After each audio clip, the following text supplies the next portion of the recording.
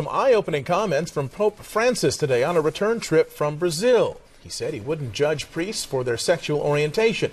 The Pope also said women need to play a more prominent role in the Catholic Church. Eyewitness News reporter John Hartung joins us live in studio with what Catholics are saying in response. John. Well, Mark, yesterday Pope Francis wrapped up his week-long trip to Brazil where he charmed the masses and appeared to reinvigorate an estimated 3 million people at World Youth Day. But it was on the pontiff's flight home when he held an unprecedented news conference, speaking in a way that we are not used to hearing from a pope. After a hugely successful first international trip as leader of the Catholic Church, Pope Francis boarded a jet in Brazil and headed back to Rome.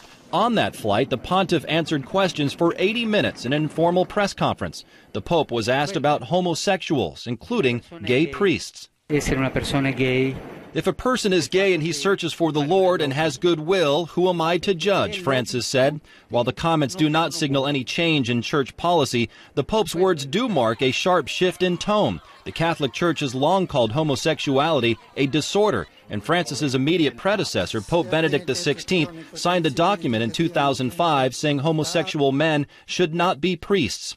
In a statement, Deacon Morgan with the Church of the Blessed Sacrament in Hollywood says, quote, "The Holy Father made a really good step in the right direction. Basically, nothing has changed. The Church rule is no sex outside of marriage, but he has made a very positive step towards reconciliation and healing." The largest gay rights group in the U.S., the Human Rights Campaign, used the word hopeful in describing the Pope's comments, but HRC President Chad Griffin said, quote, "As long as millions of LGBT Catholic individuals, couples, and youth alike are told in churches, big and small, that their lives and their families are disordered and sinful because of how they are born, how God made them, then the Church is sending a deeply harmful message," end quote.